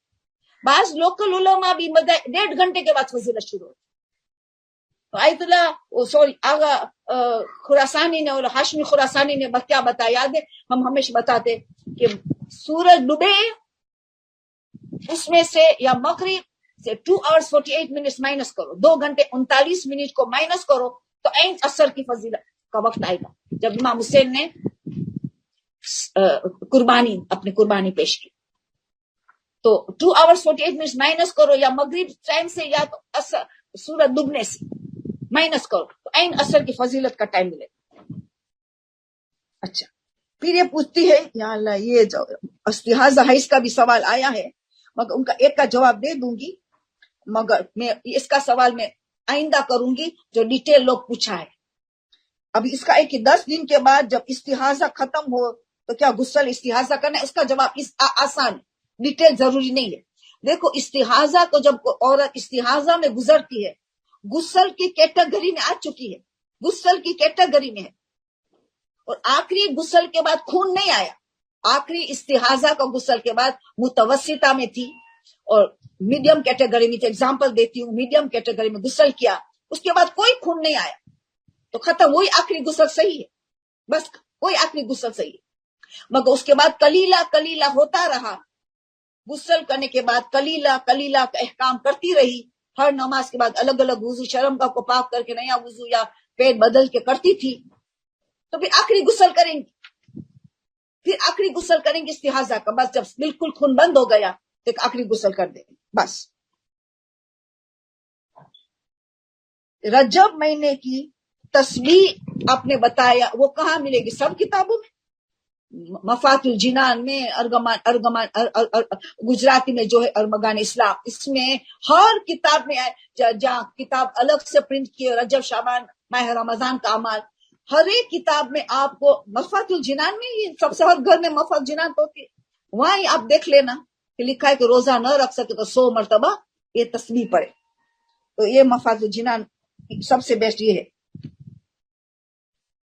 क्या इस्लाम में निकाह का कोई खास वक्त है, कौन सा? ये अगेन सवाल आए, ये पूछ गया, ये 2-3 हफ्ते पहले सवाल आ गए, कोई बात नहीं।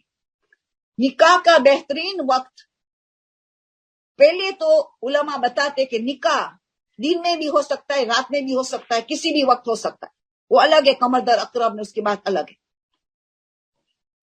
मगर बेहतर कहा है कि बाज़ उलमा के रात के वक्त निकाह, और जिन लोगों ने कहा कि निकाह दिन में भी करो रात में भी करो बराबर, वो भी कहते हैं कि रुखसती रात में ज्यादा सवाब, रुखसती रात में ज्यादा सवाब। तो ईशा के बाद, वो देर भी ना हो, ईशा के बाद, ईशा के बाद बेस्ट वक्त है निकाह का, रुखसती का बेहतरीन वक्त है। तो उलमा में इख्तिलाफ है, क्योंकि ये सब हदीस या तो ज़ईफ होती है या ज़ईफ या कुछ मकरूहात होता है, तो उलमा इसमें बहुत उनकी तवज्जो हराम और वाजिबात में होती है ज्यादा। हमारे मराजे जो जिसकी हम तकलीद करते हैं, उनकी जिम्मेदारी वाजिब और हराम की होती है।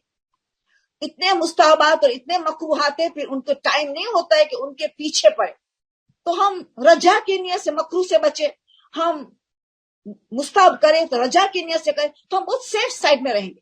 अगर रजा की नियत से किया अपने वाकई कुर्बत मुस्ताहब तक, ऑटोमेटिकली मुस्ताहब में चला जाए, ताकि हमने नियत रजा की, रिजाए मतलूबियत की हमने नियत, फिर भी ऑटोमेटिकली मुस्ताहब में चला जाए। तो वेरी सेफ नियत है मुस्ताहब और मकरूहात में, क्यों मैं इस मकरू से बचती हूँ, रिजान मुझे अल्लाह तेरे से सवाब की उम्मीद है, तो कबूल करेगा, ये मुझे सवाब देगा, ये मुस्ताहब में कर रिजाए मतलूबियत मुझे उम्मीद है, तो कबूल करेगा, मुझे सवाब मिलेगा। तो ये बेस्ट है कि सब चीजों में।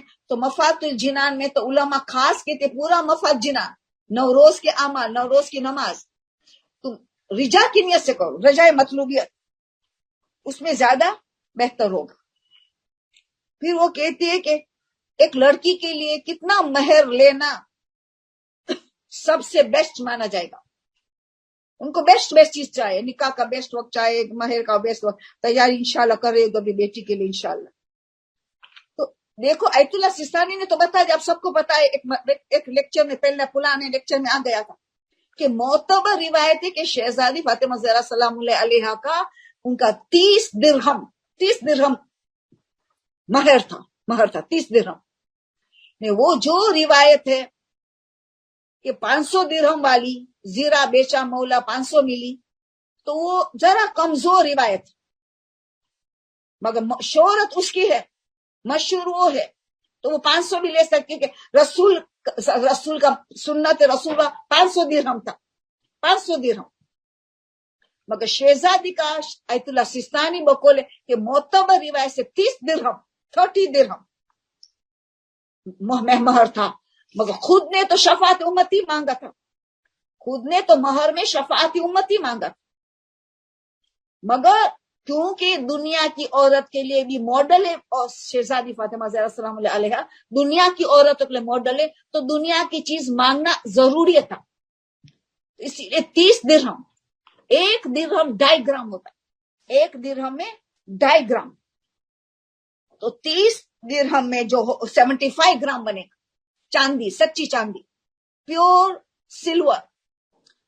1 درہم میں شریعت میں 2.5 گرام چاندی بنتی ہے، پیور سلور.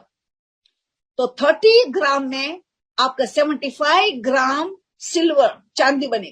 تو سونار آپ کو بتائے گا کہ اس میں کتنا روپیہ بنتا ہے، کہ کتنا شلنگز بنتے ہیں، کہ کتنا ڈالر بنتا ہے، کہ کتنا پاؤنڈز بنتا ہے. تو یہ والا. مگر دوسری روایت ہے کہ بہترین عورت وہ ہے کہ کم سے کم مہر مانگے. بہترین عورت مولا علی نے بتایا، امیر المومنین سلام علیہ السلام کی حدیث ہے کہ بہترین عورت میں یہ ہے کہ وہ کم سے کم مہر مانگے. تو 30 درہم سے بھی کم. شہزادی کو تو ماڈل بننا تھا، اور رسول نے فکس کیا 30 درہم، تو شہزادی حکم رسول.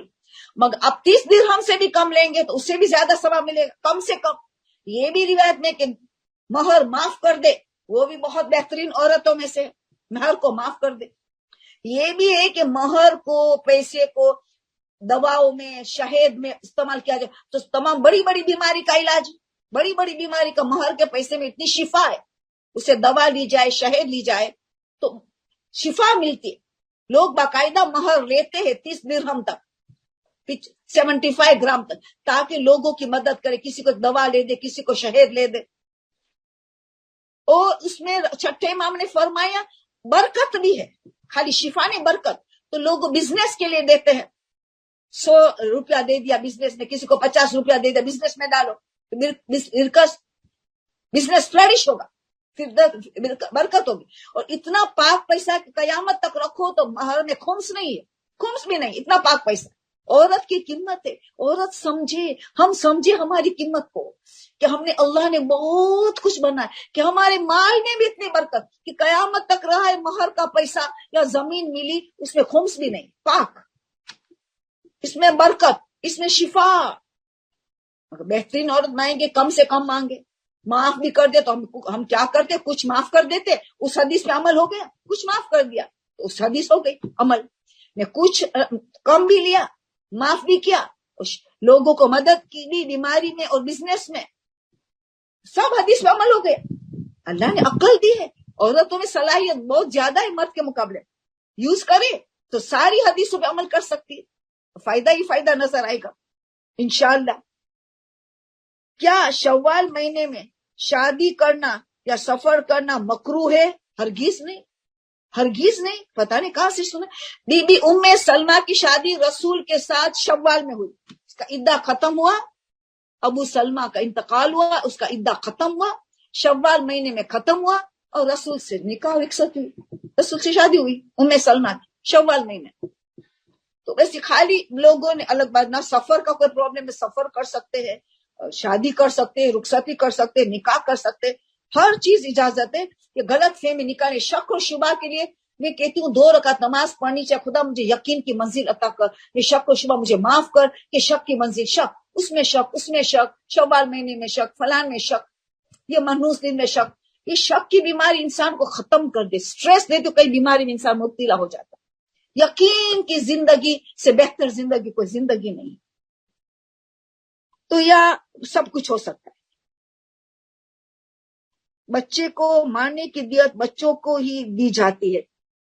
ہاں بچوں کو ہی دی جائیں گی نا. بچوں کو ہم نے مارا اور لال ہو گیا، بچے کو ہم نے مارا لال ہو گیا تو 5.25 گرام ہوا، سونا دینا پڑے گا. 5.25 گرام سونا ایک تھپڑ کے عوض میں. اگر ہم نے چہرے پہ مارا، تھپڑ ماری چہرے پہ، تو 5.25 گرام سونا ان کو ہی دینا پڑے گا. مگر اگر نابالغ ہے، ابھی نابالغ ہے، تو اس کے ولی کو دے دو. ولی اس کا دیکھ بھال کرے گا یا ایڈجسٹ کرے گا بچے کے اخراجات میں، گھر کے کرائے میں، یا ان کی ڈائپرس میں، یا ان کی اسکول فی میں، ان کے کھانے پینے میں. وہ ولی کو پہ ذمہ داری ہے نا نفقہ کی بچے کی. بچے کے پاس کتنا آ گیا پیسہ، جتنا ماں نے مارا تھا، ماں نے دیت دی، اتنی تھپٹے ماری تھی، 4-5 ماری تھی، 5.25 کتنی مرتبہ ہو گیا. یہ سب یہ دیت ہو گئی واجب. تو وہ بچے کا حق بنتا ہے خود جس کو ہم نے مارا. بالغ ہے تو ان کو ہاتھ میں دے دو یا معافی لے لو. بالغ اور سمجھدار ہے, رشید اور رشیدہ ہے, اسے معافی مانگ لو اور یا تو ان کو دے دو ڈائریکٹ ان کے ہاتھ میں. نابالغ ہے تو ولی کے ہاتھ میں دو یا ولی کو بولو آپ کو ہیلپ کرے ایڈجسٹ کرنے میں. مگر حق تو جن کو مارا ان کا ہی ہے. اسی طرح بچے کو عیدی ملتی ہے تو پھر ہم لوگ نے استعمال کیا, وہی سیم سوال ہے. بچے کو عیدی ملی, بچے کا حق تھا. نابالغ تھا, وہ عیدی ولی کو دے دیا جائے, باپ کو دے دیا جائے, بچے کے ہاتھ میں نہیں دیں گے. نابالغ بالغ کا حق, مگر ولی بھی اپنے لیے استعمال نہیں کرے گا. ولی کو بھی حق نہیں اپنے لیے استعمال کر کے گھر کے لیے نہیں, بچے کے لیے, بچے کے ضروریات زندگی کا خرچے میں. لگژری آئٹم لے دینے تو باپ اپنے خود کے پیسے سے لے دے. آپ کو لگژری آئٹم دینے اپنے خود کے پیسے سے بچے کو لے دے. مگر بچے کے پیسے بچے کے لیے ضروریات زندگی میں استعمال ہوگا. جو ولی کرے گا, اسکول کی فی ہے کہ ڈائپرس ہے, کہ ایسا کھلونا کہ ہونا ہی چاہیے بچے کے لیے, ان کی اس عمر میں یہ ہونا ہی چاہیے, ضروری ہے عرف کی نگاہ میں, معاشرے کی نگاہ میں.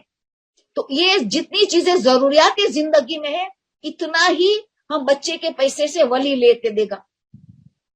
باقی زیادہ لے دے رہے تو اپنا پیسے خرچ کرے گا. تو یہ سب رد مظالم میں عید بھی ہم نے استعمال کیا ہے, سب رد مظالم میں ہے. ہم نے ان کا پیسے اٹھا لیا وغیرہ, تو اب سب ازالہ کر دیں بالغ نابالغ کے مطابق جو ہم نے بتا لیا. اگر نان مسلمان کی ہم نے غیبت کی ہے تو کیا اس کی بھی ہم نے وہ کرنا پڑے گا توبہ, جس طریقے مسلمان کی ہم نے کی ہو. ایسا کرنا تو اچھی بات نہیں ہے, مگر اس کے وہ نہیں ہوتا ہے. اس کی اسلام کو پسند ہے کہ عادت ہمیشہ جو جائز چیز سے حرام میں چلے جاتے. کیوں آیت اللہ سستانی نے چیٹنگ کو منع کیا کہ چیٹنگ حلال سے ہوتی ہے, حرام میں جاتے ہیں. مردوں سے رابطہ حلال سے ہوتا ہے, حرام میں اینڈ ہوتا ہے. تو prevention is better than cure کا مذہب ہے. ہمارا مذہب prevention is better than cure کا ہے. تو نان مسلم کی بھی غیبت نہیں کرنی چاہیے, مگر کر لیا تو ان کا وہ رد مظالم, ان کا وہ نہیں ہے, ان کی توبہ وغیرہ نہیں ہے جو ہمارے جو مومن کے لیے ہوتا ہے, وہ ان کے لیے پرابلم نہیں ہے. کسی نے ایک عورت کہتی ہے کہ میں نے کسی کے سونے کی چین اٹھا لی, بتاتی نہیں کہاں سے, راستے سے, امام بارگاہ سے, جواب الگ ہوگا. ایسا لگتا ہے کہ راستے سے اس نے اٹھا لیا تھا, پھر تو بھول گئے, ان کے پاس پڑی ہے, ایسا لگتا ہے پھر بھول گئے اس کے بارے میں. تو راستے سے اگر اٹھائی تو خود تو رکھ سکتی ہے, پہلے اٹھانا مکروہ ہے, شاید مالک آ جائے لینے کے, اٹھانا مکروہ ہے. اٹھا لیا, اب اگر خود استعمال کرے تو جائز ہے, مگر مستحب ہے کہ 12 امام غریب شیعہ کو دے, اس کا ثواب اس کو ملے گا جس کی یہ چین تھی. موجود ہے تو اٹھا لیا, خود بھی رکھ سکتے ہیں, اللہ سستانی فرماتے ہیں. مگر مستحب یہ ہے کہ 12 امام غریب شیعہ کو دیا جائے, جس میں اس کا مسئلہ لقطہ کا مسئلہ, رد مظالم کا مسئلہ نہیں, لقطہ ہے, گری ہوئی چیز ہمارے ہاتھ میں آ گئی. امام بارگاہ میں تو الگ مسئلہ ہے, وہ ہو چکا ہے, اگر بعد میں چاہے تو بعد میں ہم بیان کریں گے. مگر اس نے تو صرف کہ کہیں سے سونا ملا اور میں نے اٹھا لیا, اب یاد آ رہا ہے کہ میں نے اٹھایا, اب کیا کروں, اگر موجود ہے تو اب دے دو کسی غریب بارے میں شیعہ کو, تو بہت اچھا لگے. کبھی دل اداس ہو جاتا ہے اور گھبراہٹ جیسی ہوتی ہے, اور ایسے خیالات آتے ہیں کہ کچھ برا ہونے والا ہے, صدقہ بھی دے دیا تب بھی چین نہیں آیا. استغفار جو ہے بہترین چیز ہے. کئی انجان میں کوئی گناہ ہو گیا, انجان میں غیبت سن لی, یاد بھی نہیں رہا, اللہ نے چاہا تو گھبراہٹ ہونے لگی, صدقے سے کام نے, صدقہ بھی دو تو استغفار کی نیت سے دو. نے کبھی یہ بھی حدیث میں آیا ہے, یہ نہیں پتا ضعیف حدیث ہے کہ معتبر حدیث ہے, ایک حدیث میں نے خود پڑھا کہ کبھی تمہیں ڈپریشن آئے, تمہیں گھبراہٹ جیسی ہو, تو تمہیں کوئی مومن اس وقت تکلیف میں ہے, اس کا احساس تمہیں مل رہا ہے کہ انما المؤمنون اخوہ, مومن ایک دوسرے کا بھائی ہے, ہر مومن دوسرے مومن کا بھائی ہے. ایک بھائی تکلیف میں ہے تو دوسرے کو فیل ہوتا ہے. جیسے رسول نے فرمایا آزا و جوارے کیسے, ایک عضو میں تکلیف ہے تو دوسرے اعضاء و جوارح بھی تکلیف میں محسوس کریں گے. اسی طرح مومن کوئی بھی تکلیف میں ہے تو دوسرے سچے مومنین فیل کریں گے. تو اس وقت کوئی غم زدہ ہوگا، کوئی مومن، کوئی رشتہ دار تکلیف میں ہوگا، وہ محسوس کرے. کوئی گناہ بھی نہیں ہوا مگر کوئی محسوس کر رہی ہے تو ایکسٹرا صدقہ دے دے. ایک دے دیا خود کے لیے، خداوندہ جو مومن مومنات اس وقت پریشان ہے ان کی مشکل دور کرنے کے لیے میں صدقہ دے رہی ہوں، اس کے لیے میں مغفرت کر لے. پہلے تو میری مغفرت کریں، پھر اس کے لیے بھی مغفرت. ہمیشہ مغفرت اپنی پہلے ہوگی، حاجت پہلے دوسرے کی مانگیں گے پھر ہمارے لیے. مگر استغفار رب اغفر لی ولی والدی وللمؤمنین ہمیشہ پہلے لی آئے گا. خود کے لیے استغفار کریں اور ان لوگوں کے لیے استغفار کریں. خداوند اس وقت جو پریشان ہے، تکلیف میں ہے، ان کے نام پہ صدقہ بھی دے، ان کے لیے پریشان دور کر کے. مومن کا بھائی چارہ کا مذہب ہے. 3 دن تک ایک مومن سے بات نہیں کرتا ہے تو ان کی عبادت بیکار ہو جاتی، قبول نہیں ہوتی. تو اب یہ سوال ہو گیا کہ ایک میٹریس نجیس ہو اس کو کیسے بار بار بچہ نجیس کرتا ہے تو پلاسٹک، اس میں پلاسٹک چڑھا، ایسا پلاسٹک ہے وہ آواز بھی نہ کرے، بچہ بے چین نہ ہو، اور بار بار وہ پیشاب ڈائپر سے نکل جاتا ہے یا ڈائپر آپ کو نہیں پہناتے ہو. اچھا ہے کہ بچے کو بھی پاکیزگی میں سلایا جائے. تو بار بار اگر پیشاب کرتا ہے تو آپ کو پھر خالی وہ پلاسٹک ہٹانا پڑتا ہے. صبح وہ جو نجیس ہوا ہے وہ پاک ہو جاتا ہے پلاسٹک سے، ایک لمحے میں کوئی پرابلم ہی نہیں. پہنے ہوئے لباس اور جسم وہ 2 مرتبہ میں پاک ہوگا. آیت اللہ سستانی کہتے ہیں جو پہنے ہوا لباس نماز میں، کیونکہ نماز پہنا جاتا ہے، لباس اور جسم نجاست ہٹانا کے بعد 2 مرتبہ میں پاکیزگی چاہیے. 2 مرتبہ، چاہے پانی کور ہو تب بھی، کور پانی ہو تب بھی 2 مرتبہ. پیشاب کی نجاست ہو اور یا بدن ہو یا کپڑا ہو، کیونکہ نماز میں کپڑا پہنے جاتا ہے تو 2 مرتبہ. باقی ہر چیز ایک مرتبہ. ابھی میٹرس ہے تو نہ تو بدن کی چیز ہے نہ تو پہننے کی چیز ہے، تو پھر اس کو تو پھر ایک ہی مرتبہ میں آپ نے پانی ڈالا، جتنی جگہ میں پیشاب تھا تھوڑا آدھا انچ زیادہ اس پانی کو ہٹا لیا، پھر ایک مرتبہ پانی ڈالا پاک. اپنے جگ میں پانی لیا، اس جگہ میں جہاں بچہ نے پیشاب کیا تھا اور میٹرس میں پیشاب آ گئے، آپ کو پاک کرنا ہے کہ بچہ پاکی میں سوئے. اپنے پلاسٹک کچھ نہیں رکھا تھا، میٹرس میں پیشاب آ گیا، ابھی تو پیشاب سوکھ گیا ہے، گیلا ہے پیشاب جلدی ہٹا دو، مگر زیادہ تک سوکھ جاتا ہے. اب آپ نے پانی ڈالا تو اس پیشاب سے پانی نجس ہوا ہے، اس کو ہٹا دو، پھر ایک مرتبہ ڈال دو پانی، تو پاک ہو گیا، میٹرس پاک ہو گیا، کوئی مسئلہ نہیں، آسانی سے پاک ہو گیا. ایک سوال ابھی ہے، آخری ہے میرے حساب سے، کہ وہ نماز احتیاط پڑھتی تھی اور نیت زبان سے کر لی. نماز احتیاط جو ہم پڑھتے ہیں شکیات نماز میں، جو تیسری اور چوتھی کا شک ہو تو ہم 1 رکعت نماز احتیاط پڑھتے ہیں، دوسری تیسری کا شک وغیرہ میں ہم 1 رکعت نماز احتیاط پڑھتے ہیں نا، پریکاشنری پریئر. اس کی نیت دل میں کرنی پڑتی ہے، زبان میں یا پتہ ہونا وہی نیت ہے، دماغ میں پتہ ہونا وہی نیت ہے، زبان سے حرکت نہیں کرنی ہے. مگر وہ بھولے سے حرکت کر، بھولے سے اس نیت زبان سے کر لی. تو نماز میں بھولے سے کلام کرنا سیدھے 100 واجب ہے. بھولے سے کیا ہے نا، جان بوجھ کر تو کیا تو نماز باطل ہے، جان بوجھ کر ہم کلام کریں گے نماز میں تو باطل ہے نا. وہ تو بھولے سے، سوال ہے کہ بھولے سے کر دیا، بھولے سے زبان میں عادت تھی نیت کرنے کی، ابھی تبدیلی کر رہے کہ ڈیلی نماز میں بھی اس کا کوئی فائدہ نہیں ہے، بلکہ آیت اللہ کوئی نے تو مکروہ کہا تھا کہ زبان سے نیت کرنا مکروہ ہے. دلی دماغ میں پتہ ہے تم کیا کرے، زہر کی پڑھ رہے 4 رکعت اللہ کا حکم ہے، خلاص پتہ ہونا وہ نیت. زبان حرکت کریں گی تکبیر احرام سے یا اس سے پہلے مستحب تکبیر وغیرہ. تو اب نیت تو دماغ میں رکھنی ہے، تو نماز احتیاط میں تو واجب ہے کہ نیت زبان میں، کیونکہ ابھی ہم نماز میں ہے، 1 رکعت کا شک ہے تو 1 رکعت نماز کا جز بن رہا ہے، تو ابھی نماز میں کلام کیسے کریں گے.